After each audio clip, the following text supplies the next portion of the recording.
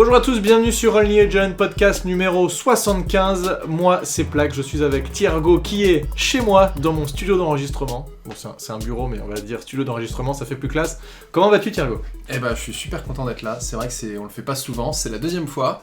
Et en fait, la dernière, quand on y repense, en tout cas, avant un bon moment, puisque pour ceux qui ne le savent pas encore, j'en ai parlé avec certains lors du week-end à Londres. Moi, je pars vivre en Australie, donc bientôt on sera vraiment très loin de l'autre pour faire nos podcasts. Et tu peux nous dire, juste pour rigoler, à quelle heure seront les matchs ? En gros, ceux qui sont à 19h chez nous, ce sera à quelle heure chez toi ?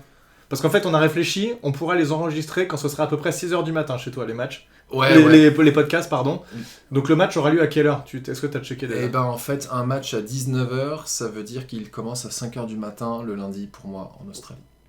Donc c'est un peu galère. Un peu galère. Bon, on va devoir s'arranger. Du coup, globalement, toi tu enregistreras tôt le matin, moi tard la nuit. On devrait réussir à continuer quand même malgré tout. Évidemment, le but n'est pas d'arrêter le podcast. Ça va continuer, ne vous inquiétez pas.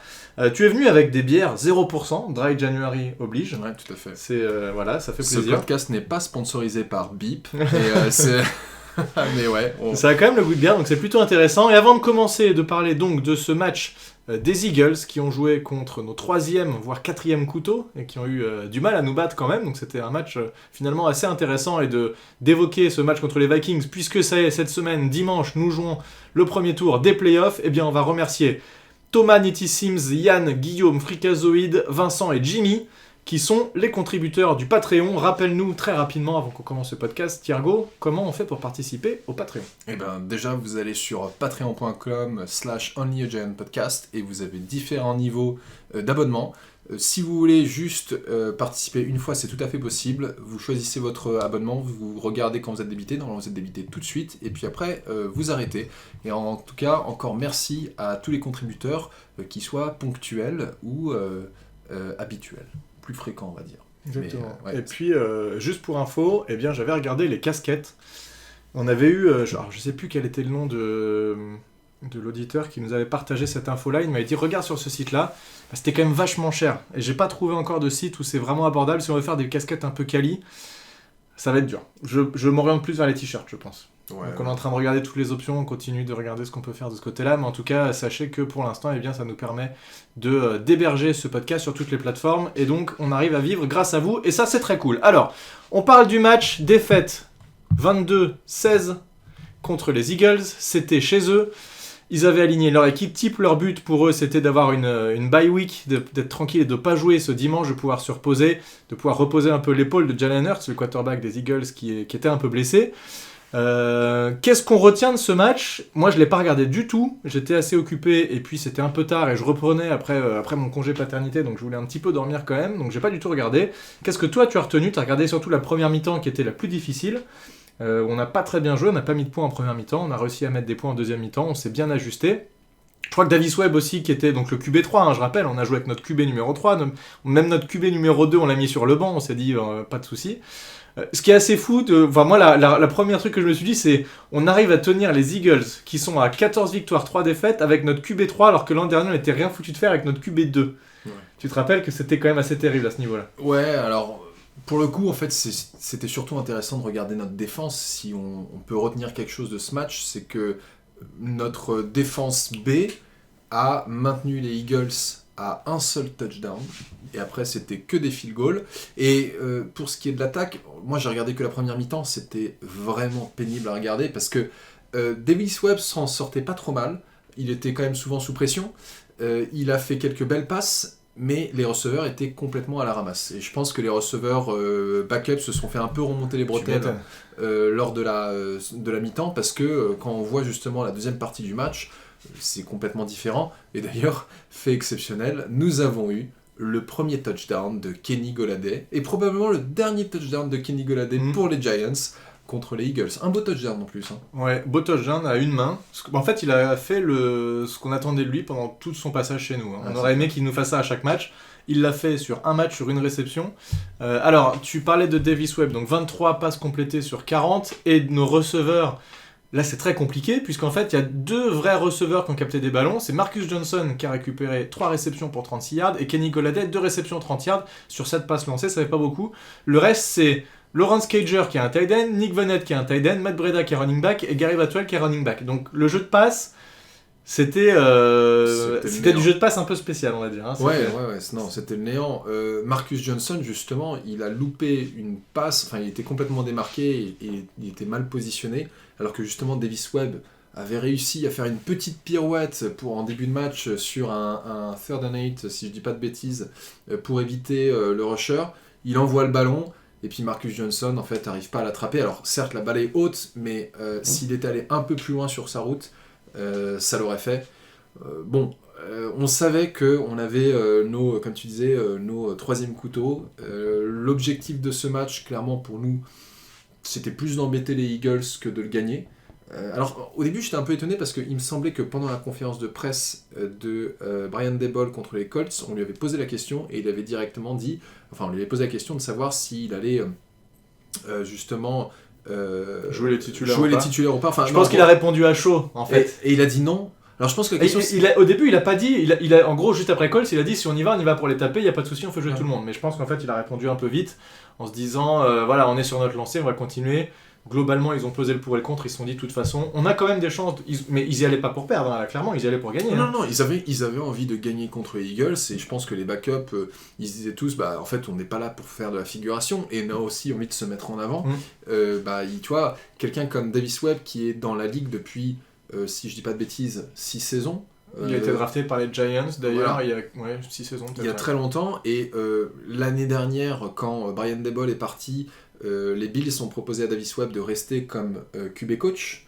Et en fait, Davis Webb finalement a rejoint les Giants, enfin est revenu chez les Giants. Et je pense que j'avais lu un article qui disait que le deal c'était de dire à Webb, écoute, on te met comme QB3, mais tu feras aussi un peu de coaching, quoi. Tu vas jouer et tu vas faire un peu de coaching. Et là, c'était sa première titularisation en NFL, c'était sa première passe en NFL. Il a marqué un touchdown. Il avait jamais joué en NFL avant ça. Il a toujours sur le banc et il a marqué son premier touchdown à la passe et il a marqué un touchdown à la course où il est. Où il défonce le safety, ça c'était assez beau. Ouais. Donc il y avait sa famille qui était là, ils étaient, pour lui. Même si 164 yards à la passe, c'est pas grand-chose, c'était quand même un beau match pour lui. C'est peut-être son dernier qui jouera de toute façon. Après, il sait qu'il sera jamais titulaire nulle part, son objectif c'est pas ça, et c'est vrai que cette place de coach qu'on lui proposait, c'était intéressant, mais on lui propose a priori, comme tu l'as dit, la même chose aux Giants, donc pourquoi pas. En tout cas, c'est un joueur qui est, malgré tout, qui en veut, que moi j'aime bien, il est pas déplaisant à voir jouer, il a fait quelques belles passes, il s'est pas ridiculisé, contrairement à ce que, comme je disais tout à l'heure, à ce qu'on pouvait avoir comme QB2 ou 3 l'année dernière. Rappelle-toi, c'était plus quel QB, c'était qui ce QB3 qu'on avait joué un match où il était perdu de chez perdu, quoi, c'était terrible. J'ai plus son nom en tête, mais en effet, il était venu sur un match en fin de match et il nous avait fait des belles passes et on s'était dit ah ouais, le match prochain, il va trop bien jouer, et c'était nullissime. Moi en fait on se raccrochait au bout de ficelle tellement c'était compliqué, on essayait de trouver des raisons de se motiver pour le match d'après, mais c'était absolument terrible. Et là on a quand même eu une attaque qui finalement a réussi à tourner un petit peu. Gary Brightwell, 11 courses, 60 yards, ça c'est pas mal.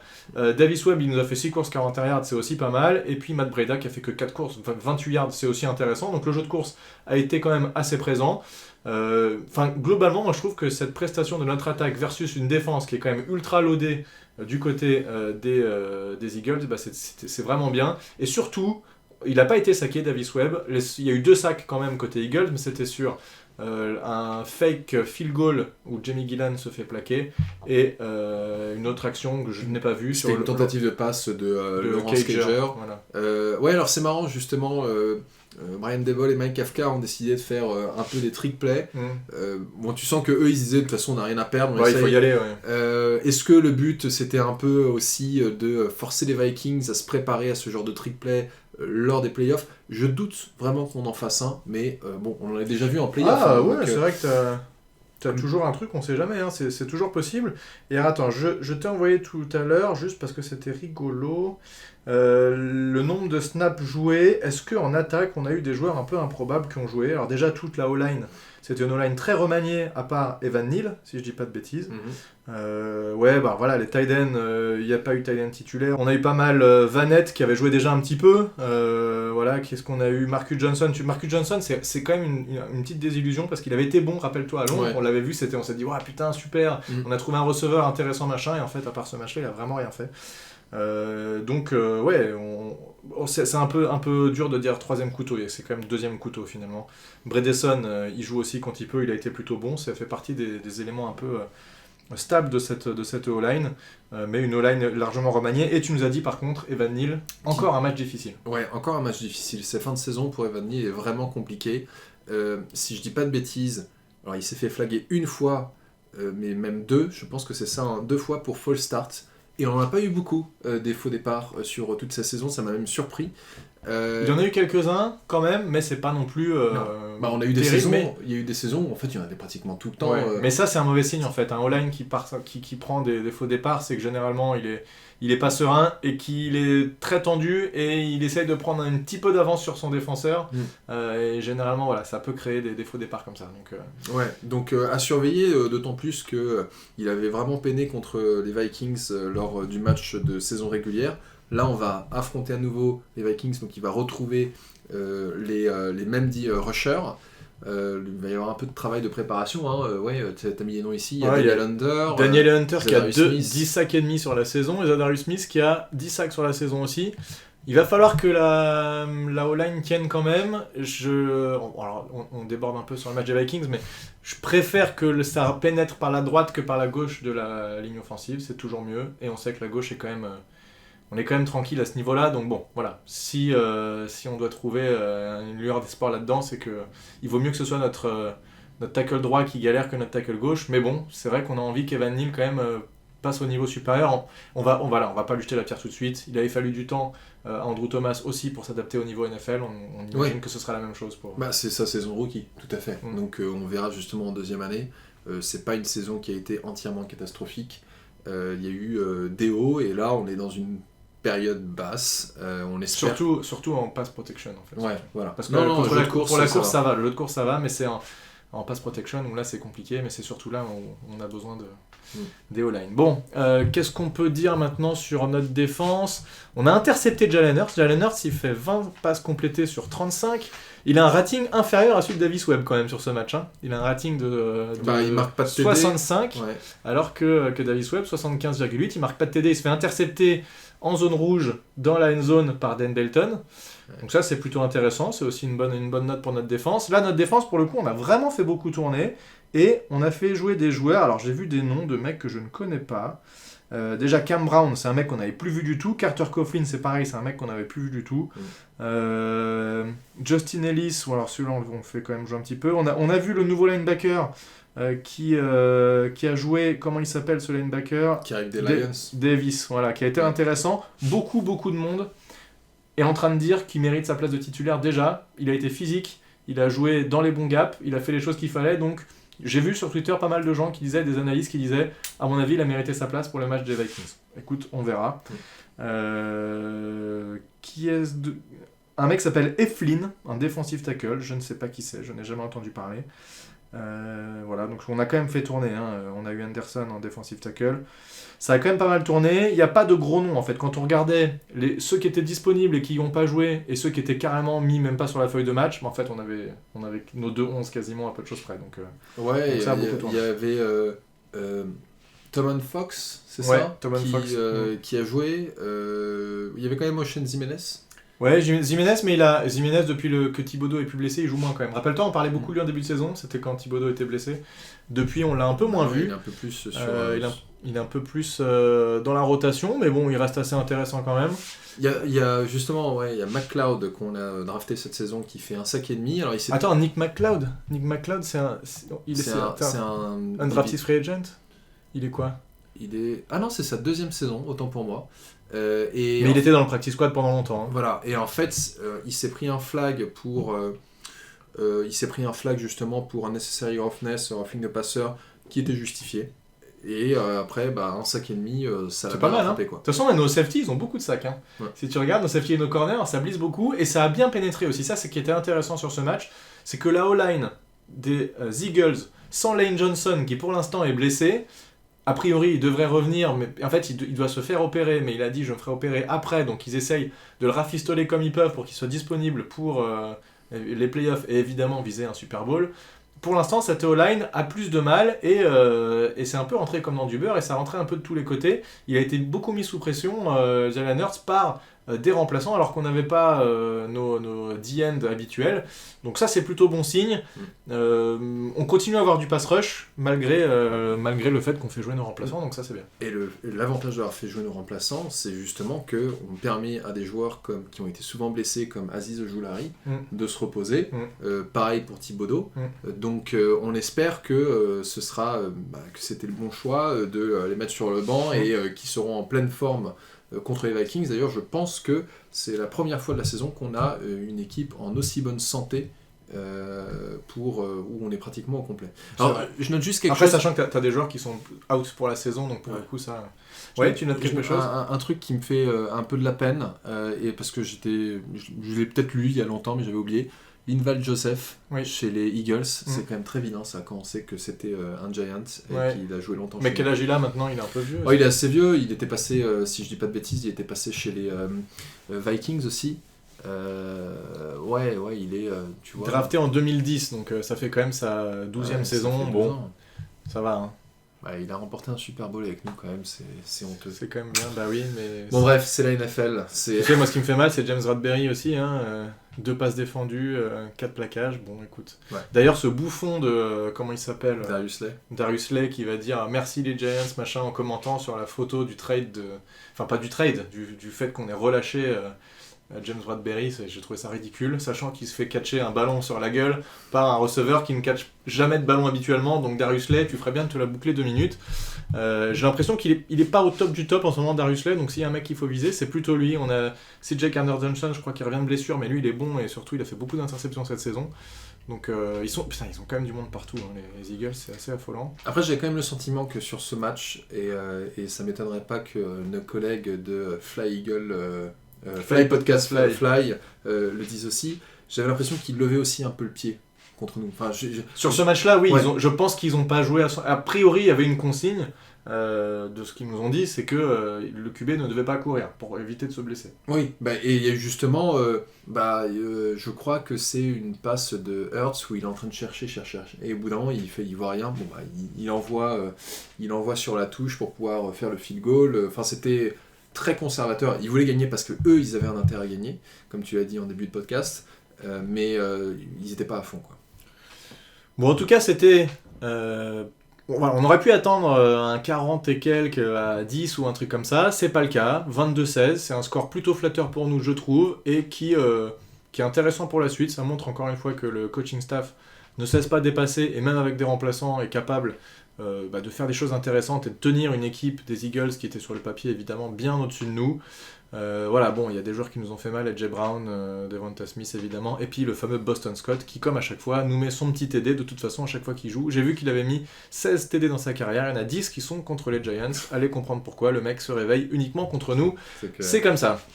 Est-ce qu'on a autre chose à dire ce match contre les Eagles, il n'est pas très important, il n'a pas trop d'impact sur la suite, c'est surtout le match contre les Vikings qui va nous intéresser, j'ai l'impression. Ouais, tout à fait, je pense que là on a tout dit pour les Eagles, c'est pas très grave si vous l'avez pas vu, c'était pas super intéressant. Les highlights vous en diront suffisamment. Ouais, alors les Vikings, on joue ce week-end, dimanche, à 22h30, il me semble, c'est ça ? Oui, c'est ça. Contre les 12 victoires, 3 défaites. Comment c'est Ah non, pardon, c'était les 12-3, ça c'était quand ils nous ont joué. Mince, à chaque fois je me fais avoir par ces stats-là. Non, ils sont à 13-4. Ils sont à 13-4. Ok, alors attends, est-ce qu'on peut pas récupérer leur dernier match pour voir ce qu'ils ont fait? Ils ont battu les Bears haut la main. Alors là, on n'a pas le score sous les yeux. Attends. Mais, Bears 29-13. Voilà. Alors, haut la main, oui. En fait, c'est parce qu'en fait, en deuxième mi-temps, ils ont mis leur QB2 pour jouer parce que ils avaient de l'avance. Il n'y avait plus beaucoup d'intérêt à avoir Kirk Cousins sur le terrain. Les Bears sont nuls. C'est eux qui vont avoir le... ils ont le premier pick. Je rappelle qu'encore une fois, qu'il y a 2 saisons, ils avaient tradé avec nous avec un tour de draft pour récupérer Justin Fields. Mais là, il y a des gens qui disent oui, mais de toute façon, Justin Fields, c'est le QB du futur pour eux. Bon, moi, je suis pas encore convaincu, j'attends de voir. Pour l'instant, à chaque fois que je regarde pas comment ils jouent mais je regarde à chaque fois ces matchs et en stats c'est quand même assez catastrophique. Alors oui, il n'a pas de receveur, mais bon, ça reste catastrophique. Il gagne les Vikings 29-13, les Bears qui mettent encore quasiment pas de points, mais ils perdent 41-17 juste avant contre des Packers qui étaient un peu en train de faire une remontada alors qu'ils avaient été assez nuls pendant toute la saison. Finalement, ils échouent et leur saison est terminée. Mais cette défaite 41-17 contre des Packers qui ont été très moyens toute la saison, ça montre qu'il y a quand même de quoi faire. Et beaucoup des victoires des Vikings cette saison se sont jouées par très peu de points d'écart.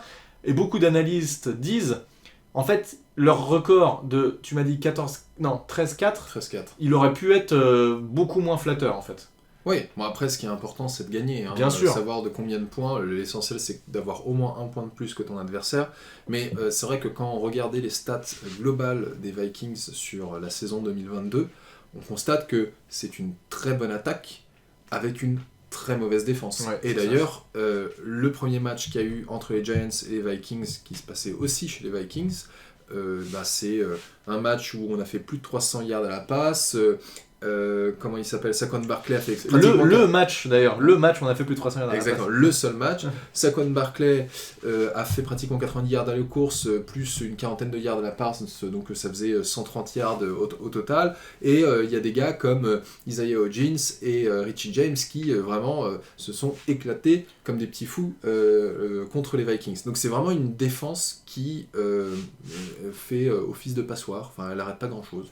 Ouais, et c'est le match où on a, depuis le début de la saison, pendant longtemps, on s'est dit, de toute façon, si on n'a pas de jeu de course, on est foutu. Et là, c'est le match où on s'est dit, en fait, Richie James et Hodgins arrivent à faire des choses intéressantes, plus Layton qui est là aussi, qui faisait aussi 4 réceptions, 80 yards. Donc en fait, on avait... Allez, si il a 79, on va lui mettre 80, on avait 3 receveurs au-dessus de 80 yards sur le match qu'on a fait contre les Vikings.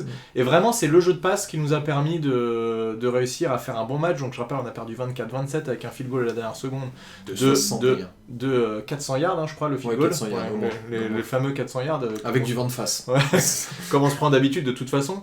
Ça, t'imagines, là pour le coup, si ce match-là finit sur un field goal à la dernière seconde de 65 yards, ça me rendrait assez fou. Mais bon, bref. En tout cas, voilà. Ce que je disais, c'est qu'on a 3 receveurs à plus de 80 yards sur ce match.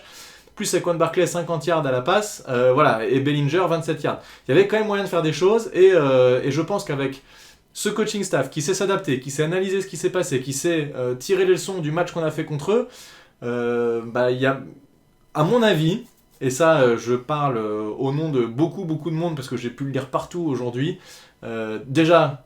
C'est bien mieux de rencontrer les Vikings que les 49ers, parce que les 49ers ils sont en train de rouler sur tout le monde en ce moment, ils ont un effectif ultra complet. Et les Vikings, ils sont prenables en fait. Je pense qu'on peut les jouer, et on va pas en playoff en se disant on a été en playoff, c'est bien, de toute façon ça sert à rien de se battre, on s'en fout, notre saison elle est réussie. Bon, bah oui, la saison est réussie, mais clairement, Daboll il va pas en se disant en étant vaincu quoi que ce soit. Tous les joueurs, et tout le coaching staff, et tout le monde chez les Giants est persuadé qu'ils peuvent gagner ce match. Donc il y a largement de quoi faire. Là où le bas blesse un peu, c'est vrai que tu disais, leur attaque est très forte. On regardait en yards gagnés, ils sont 7ème attaque de la ligue. Les points marqués, où est-ce que c'est cette stat-là ? C'est le PF, c'est 8ème attaque de la ligue. Par contre, en défense, ils sont 28ème de la ligue en points encaissés et 31ème en yards encaissés. Hein, donc là, on parle de passing et rushing yards. Mais tu vois, passing, c'est là où... les stats du match dernier, Justin Jefferson, 12 réceptions, 133 yards, TJ Hockenson, 13 réceptions, 109 yards. Donc s'il y a 2 joueurs à marquer, je crois que c'est assez évident, on les a trouvés. Ouais, non, c'est clair. En tout cas, l'avantage qu'on va avoir sur ce match, c'est qu'on récupère quand même pas mal de DB. Parce qu'au premier match contre les Vikings, on n'avait pas McKinney, on n'avait pas Adoree Jackson. C'est vrai. Donc là, on récupère... Ça va changer beaucoup. Hein. Après, Adoree Jackson, il n'a pas joué depuis longtemps, mais bon. Ouais, bon, on verra. Et puis, en tout cas, je suis quand même plus serein d'avoir un Adoree Jackson chez Justin Jefferson qu'un Nick McLeod. C'est sûr que là, t'es Fabien de Moreau. oui, c'est clair. Donc après, ils ont de très très bons receveurs parce qu'il y a aussi Adam Thielen qu'il faut pas oublier. Je pense qu'il faut... On a aussi l'avantage, je crois que c'est leur right tackle O'Neal qui est blessé.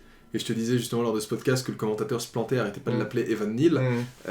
Donc on devrait avoir a priori un backup côté droit. Donc ça veut dire que ce backup-là va se taper soit Thibodeau, soit Aziz Ojulari. De toute façon, sur le pass rush, y a de quoi faire. Donc peu importe qui va se taper, ça risque d'être difficile pour lui.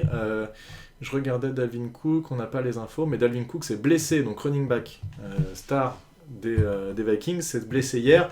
Je ne sais pas s'il jouera contre nous, en tout cas. Bon, évidemment, on ne souhaite jamais des blessures adverses, mais on a toujours une petite coin de nous quand on voit un joueur adverse qui se blesse, qui se dit yes, tu vois, intérieurement, tu vois, tu te dis un petit peu ça. Pas. Voilà, il est sorti. J'espère qu'il n'est pas blessé trop longtemps, mais s'il peut juste sortir au moins tout ce match-là, ça m'arrangerait quand même bien. Donc bon, on va pas cracher là-dessus. Kirk Cousins, ouais, je regarde ses stats contre nous. Bon, bah voilà, il avait fait un gros match, 299 yards, 3 TD, 0 interception. Alors, j'ai pas pu vérifier cette stat, mais il y a une légende urbaine qui dirait que Kirk Cousins n'est bon que sur les matchs de 1h de l'après-midi. Ah, ok. Voilà. Il est pas bon à chaque fois qu'il se trouve en prime time ou sur les matchs de 4h30. Là, on le rencontre à 4h30, donc 10h du soir pour nous en France, à 10h30. Mais ouais... Cette stat à 2 balles. Le mec est bon à 1h, mais pas à 16h. Ouais, non, ça sert à rien. Mais c'est rigolo quand même. C'est bien des stats d'américains. Ouais, alors, est-ce que tu as essayé ChatGPT ? Pas encore, j'ai commencé à m'amuser avec ça, et d'ailleurs vous avez peut-être vu que j'ai fait, tu l'as vu l'article que j'ai fait sur l'ancien blog, oui. où en fait... tu l'as vraiment écrit avec ça ? J'ai demandé à ChatGPT de m'écrire un article sur qui les Giants devaient re-signer prolonger entre Daniel Jones et Saquon Barkley. Mais ça te fait un truc très très bateau, à la mode, ce sera compliqué, les deux ont des avantages. Mais mec, c'est déjà fou quand même. Bon, c'est dingue. Mais tout ça pour dire que par rapport à Kirk Cousins, j'étais en train de demander à ChatGPT, trouve-moi les statistiques de Kirk Cousins. Alors il dit qu'il peut pas te donner des données au-delà de 2021, mais déjà de 2021, je voulais en fait les stats de Kirk Cousins chez les Vikings au match d'1h de l'après-midi Eastern Time. Bon, ça a pas très bien fonctionné, mais tu vois, je voulais un peu m'en servir comme stagiaire. C'est rigolo, ce serait trop... Bah mec, mais un jour ça fonctionnera, ces trucs-là, c'est assez ouf quand même. Les IA, ils arrivent quand même à faire des trucs de ouf avec ça. C'est très intéressant, on va y réfléchir. Moi j'ai généré des images déjà avec OpenAI, et il y a des trucs assez intéressants aussi. C'est pas encore fou pour tout, mais notamment si tu mets des marques ou des noms de gens connus, ils te les détournent, ils te mettent pas les vrais trucs. Ils ont limité parce que... Mais de toute façon, il y a un moment, ça va sortir, et puis ce serait très difficile de savoir si c'est des vraies ou des fausses photos, mais bon, ça c'est une autre histoire. Je me demandais aussi, Kirk Cousins, en post-season, dans toute sa carrière, qu'est-ce qu'il a fait ? Il a été chez les Redskins, on peut le dire, pendant longtemps. Est-ce qu'il n'a pas dû faire les playoffs beaucoup de fois ? Bah, là, tu pourrais regarder justement, si tu trouves sur PFR la fiche de Kirk Cousins, il faut juste que tu... voilà, tape son nom, et on devrait avoir... Kirk Cousins, c'est pas le même. Et tu devrais avoir, justement, si tu scrolles un peu... Alors, regarde, Game Logs. Et t'as Post-Season. Ah. Non, là, tu vas être sur ces stats de carrière.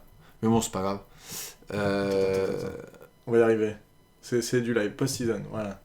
Voilà, Post-Season. Et là, en fait, ça te dit combien il fait. Bah, il a une victoire et 3 défaites. Sachant que sa seule victoire, c'est donc en 2020 contre NOR. C'est qui NOR ? New Orleans. J'ai eu du mal là. C'est qui Nord ? C'est qui Et donc avec Washington, 2 fois lose. Il perd contre Seattle 24-14. Il perd contre Green Bay 35-18. Ah mais oui, New Orleans, mais c'est pas à la fois où... Attends.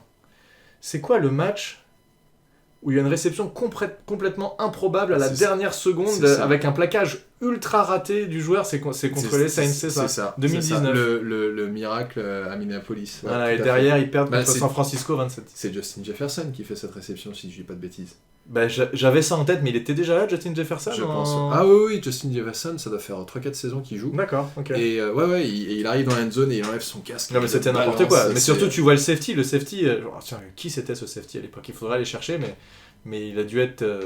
Enfin, c'est dur de s'en remettre d'un truc raté comme ça, où tu fais perdre toute ton équipe et tu détruis la saison de tout un staff, de toute... Enfin, c'est terrible. Mais bon, bref, on va pas reparler de ça. Voilà, en tout cas, c'était ça sa victoire. Donc ça s'est joué sur un truc un peu châteux quand même, on peut le dire. Oui, mais bon, ça fait partie du sport aussi. Ça fait partie du sport. Donc, nous, on a gagné un Super Bowl avec un ballon attrapé avec un casque. Hein, donc, oui, bon, c'est pas l'action qui nous a fait gagner le Super Bowl, mais ça a joué énormément dans le résultat final, c'est vrai.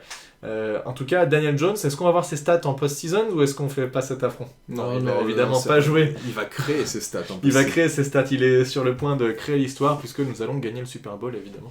Ouais. Non, bon, en tout cas, ce serait très cool de réussir à les battre ces Vikings. Il y a la place. Derrière, ça va être dur. je pense. Alors on pourrait affronter qui derrière? J'ai pas regardé. Peut-être les Eagles. Ça, ce serait assez ouf quand même. Alors moi, alors franchement, bon, je vais pas m'enflammer, mais ça me ferait tellement kiffer qu'on affronte les Eagles. Tu vois, ils nous ont battus 2 fois en saison régulière, et là, bam, c'est nous qui les éclatons en playoff. Mais bon, j'y crois pas trop. Non, mais là, c'est sûr. Non, mais si ça arrive, non, je vais pas dire des trucs improbables parce que ça va arriver, j'aurais l'air trop con. Donc non, je ne vais rien dire. Mais c'est vrai que ce serait complètement fou. Déjà, battre les Vikings. En fait, aller en playoff, c'est fou. Jamais on n'aurait attendu ça de toute la saison. Non, on finit avec un bilan qui est improbable et on n'attendait évidemment pas ça. Donc bon, ça c'est très cool. Passer un tour de playoff, ce serait juste incroyable. Là, c'est au-delà de toute espérance. Alors, passer 2 tours, il n'y a même plus d'adjectifs. On passe 2 tours, ça veut dire qu'on remporte le Super Bowl. Si on passe 2 tours, on gagne le Super Bowl. Voilà, c'est... Non, par contre, ce qu'on peut dire, je suis d'avis de dire que là, actuellement, avec la confiance de l'équipe, avec la forme de l'équipe, avec les joueurs qui sont revenus, avec Daniel Jones qui est en forme, etc., il n'y a pas d'équipe qu'on va affronter, peut-être les 49ers, ok, en NFC, en AFC peut-être les Chiefs, mais sinon il n'y a pas trop d'équipes où je me dis, franchement, nos chances sont inférieures à 30%, quoi. Ouais, non, tu peux pas regarder ces Giants en disant ouais, les Giants sont en playoff, mais ils vont se faire sortir vite fait. On s'est pas retrouvé en playoff par chance. Certes, on n'a pas forcément eu le calendrier le plus difficile de la ligue. Attends, il faisait partie des difficiles quand même. Hein. Ah oui, on était dans les difficiles quand même. Ouais, peut-être pas le plus dur, mais on était dans les difficiles. Mais bon, voilà, donc Brian Daboll a clairement mérité son trophée de Coach of the Year. Pour moi... qu'il a pas... J'étais en train de me dire j'ai raté un truc ou quoi. Non. Il l'a pas encore gagné. Mais non, il l'a pas encore gagné, mais à mon avis, il l'aura. Enfin, je veux dire, il n'y a pas de doute sur le fait que cette équipe est extrêmement bien coachée, et surtout, comme on l'a dit tout à l'heure, elle est à nouveau en bonne forme physique, puisqu'on récupère pas mal de joueurs blessés. Donc... on vous dit pas qu'on va au Super Bowl, mais ce serait... Enfin, on vous dit pas non plus qu'on a aucune chance d'y aller. Ouais. Non, mais là je pense qu'actuellement aucune équipe qui rencontrerait les Giants en playoff se dirait de toute façon on va les taper, c'est easy. Non. À mon avis, ils savent qu'on n'est pas là par hasard et que voilà. Je serais étonné qu'on se prenne 41-0 contre les Vikings qui prendraient leur revanche de 2000. Mais ou qu'on se prenne une vraie branlée, j'y crois pas. Je pense qu'on va réussir à les tenir un petit peu, et je pense que la victoire est jouable, et de toute façon on l'a montré il y a 2 matchs, puisque on perd encore une fois sur un field goal de dernière minute, donc c'est tout à fait jouable.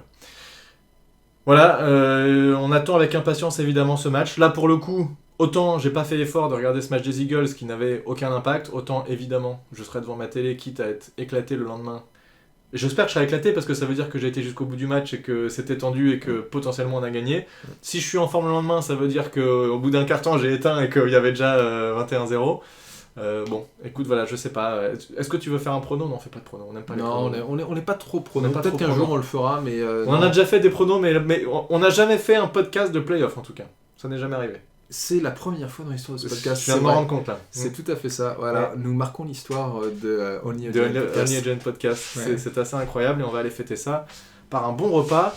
Voilà, on s'arrête là. Qu'est-ce que t'en dis? Ouais, on a fait le tour de la question. Rendez-vous dimanche prochain devant vos télé et puis le lundi suivant, on débriefera. Donc, le lundi suivant, on débriefera. Rendez-vous derrière vos téléphones pour suivre ça en live sur Twitter. On parlera avec vous. N'hésitez pas à nous poser des questions d'ici là si vous en avez besoin. Comme d'habitude, mettez des pouces verts là où vous pouvez mettre des pouces verts, des commentaires quand vous pouvez commenter, ça nous fait toujours plaisir. Et si vous posez des questions, on n'hésitera pas à vous répondre également. Et on vous souhaite bon match pour dimanche et à lundi prochain pour le prochain numéro d'Only Agent Podcast. A plus tout le monde. Ciao. Salut.